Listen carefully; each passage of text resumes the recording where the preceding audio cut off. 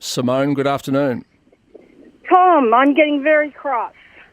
The reality is, politicians like Barnaby Joyce publicly saying these things about transgender children is very damaging to our community. Statistics show that nearly 50% of transgender kids attempt suicide if they are not supported. Politicians publicly saying these things is very damaging. It's very damaging. And you simplifying it to these issues about change rooms is also very damaging. All children deserve privacy in change rooms if they need it. If a school has no privacy in a change room, then they need to be altering their change rooms, regardless of transgender children. Okay, and maybe they should. And you making assertions about, boys would love to have a girl in the change rooms. You're actually really minimising this issue, and I'm actually starting to find that quite insulting. And when you get Barnaby on, I would like you to say to him that he really shouldn't be making comments about such complex issues when he really does not understand the life and Simone, issues of a transgender child. Who can make comments about it? We had agreed to send our children to a private school, and we have two girls. One of them happens to be transgender. What's in her pants is no one's business. She is a girl, and we want her to get a private education. And if we believe that single-sex education is what's best for girls, then we want her to get that. Okay, and what's in her pants when she goes to an elite private girls' school in Melbourne is really no one's business.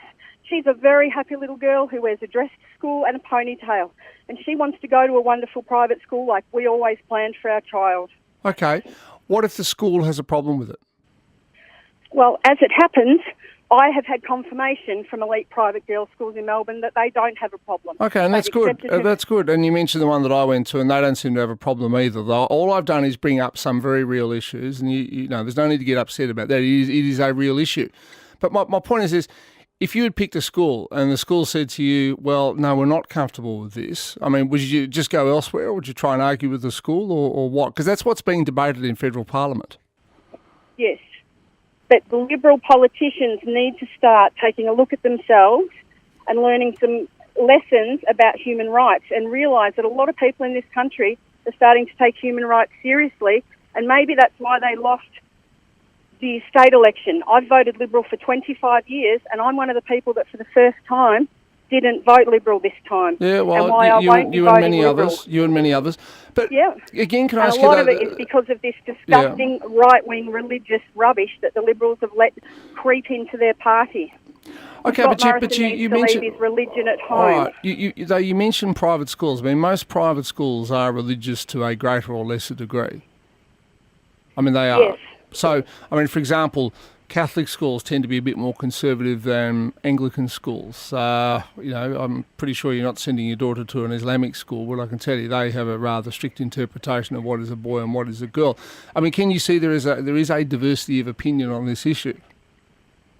I do understand that, and we are a family like many in private schools. Let's be realistic. There are many people who send their children to private schools because of beliefs about academics, and knowing all well that the religious portion is very small and they're sending them for academics. But we will be reviewing the decision very carefully, of course. We're going to need to be because of this environment, but it's incredibly sad to us.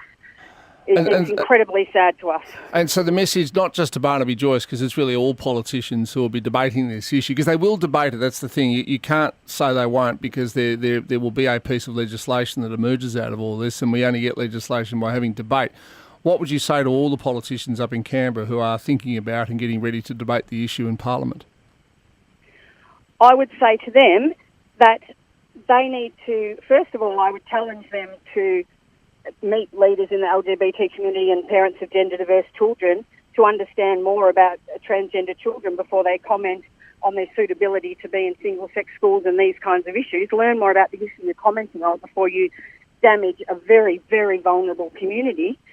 And I would also say that if people are so frightened, look at the fact that 44 leaders of schools have come out and said, we don't wish for these discriminations.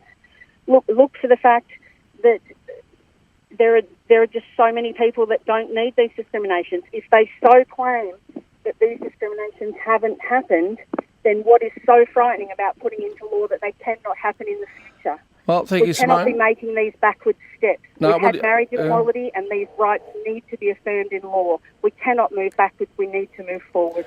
I appreciate your time. We've had 3 goes at it. I think we finally got out of Simone what she wanted to say.